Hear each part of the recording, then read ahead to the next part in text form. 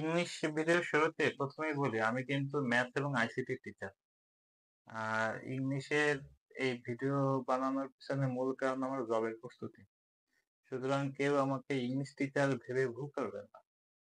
এটা একান্ত নিজস্ব প্রস্তুতির জন্যই আহ নিজস্ব প্রস্তুতির জন্যই বানানো। যাই হোক, তাহলে শুরু করা যাক। মূলত আমরা পার্টস অফ স্পিচের উপরে একটা সিরিজ বানাবো। আমরা জানি যে পার্টস অফ স্পিচ মানে হচ্ছে বাক্যের অংশ। তো একটা বাক্যের মধ্যে তো অনেক ধরনের শব্দ থাকে, তো সেই শব্দের শ্রেণীবিভাগ বিভাগ নিয়ে মূলত পার্টস অফ স্পিচ কথা বলে। তো পার্টস অফ স্পিচ মোট ৮ ধরনের: noun, pronoun, adjective, adverb, verb, preposition, conjunction, interjection. তো আমাদের মূলত হচ্ছে আজকে আমরা নাউন নিয়ে কথা বলবো।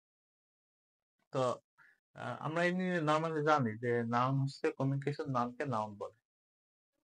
যা দ্বারা মানে নাম বোঝাবে বা নামবাচক কিছু বোঝাবে, সেটা স্থান হইতে পারে, কোনো ব্যক্তির নাম হইতে পারে, কোনো বস্তুর নাম হইতে পারে, সেটাই নাম। তবে আমরা এই জিনিসটাকে একটু অন্যভাবে দেখবো। যদি এমন হয় যে কোনো একটা শব্দের শেষে এই শব্দগুলো যদি থাকে, নর্মালি সেগুলো নাউন হয়। এর মধ্যে বেশ কিছু জিনিস খুবই ইম্পর্টেন্ট, যেমন এই যে TION, SION, TH, GTH, CY, ITY, SH, IP, ship, তারপর NWS, MENT, তারপর MON, ROI, IC, এই জিনিসগুলো যদি থাকে নর্মালি, তাহলে এইগুলোকে আমরা নাউন বলবো। ঠিক আছে?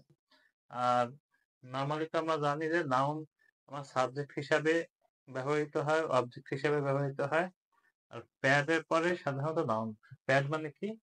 প্রিপজিশন, পসেসিভ, এতে আর্টিকেল, অ্যাডজেক্টিভ, ডিতে ডিটারমিনার। তো তার মানে প্রিপজিশনের পরে নাউন বসে, পসেসিভের পরেও নাউন বসে, ডিটারমিনারের পরে নাউন বসে, আর ডিটারমিনারের মধ্যে আর্টিকেল অন্তর্ভুক্ত, যদিও আর্টিকেলের পরে নাউন বসে, অ্যাডজেক্টিভের পরে নাউন বসে। যদি যদি প্যাডের পরে একটা মাত্র শব্দ থাকে তাহলে সেটা নাউন। যদি দুইটা শব্দ থাকে তাহলে প্রথমটা অ্যাডজেক্টিভ, তারপর একটা নাউন। যদি তিনটে শব্দ থাকে তাহলে প্রথমটা অ্যাডভার্ব, দেন অ্যাডজেক্টিভ, তারপর নাউন। আর সাধারণত যে আন্ডার পরে নাউন বসে। আর এইখানে ডিটারমিনার যে ৪ ধরনের ডিটারমিনার, সেটা হচ্ছে এখানে দিয়ে দেওয়া হয়েছে।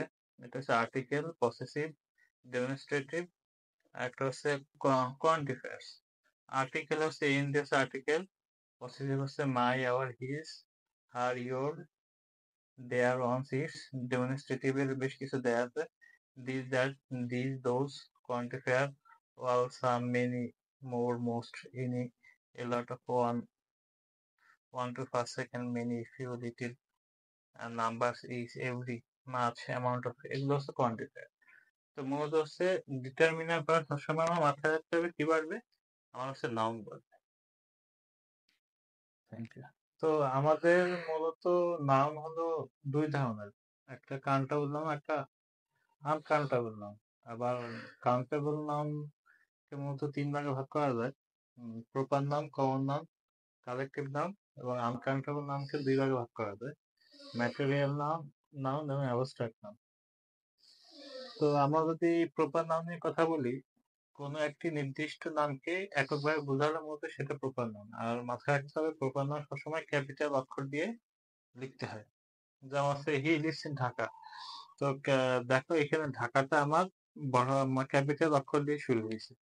বা সাকিব আল হাসান, তাজমহল, এগুলো সব আমরা প্রথমে বড় হাতের অক্ষর দিয়ে শুরু করি। এরপর আছে কমন নাউন। কমন নাউন বলতে একই জাতীয় বোঝাবে। সেটা বস্তু হইতে পারে, ব্যক্তি হইতে পারে। যেমন girl, boy, river, player, poet, doctor, etcetera.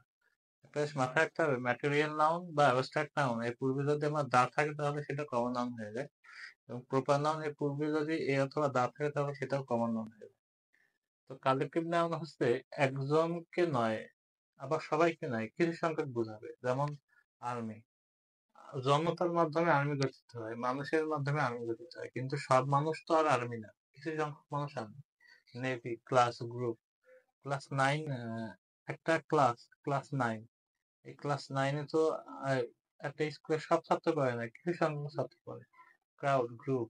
Material noun বস্তুবাচক নাম বুঝাবে আর যেটা ধরা যাবে, ছোঁয়া যাবে, দেখা যায়, পরিমাপ করা যায় কিন্তু গণনা করা যায় না।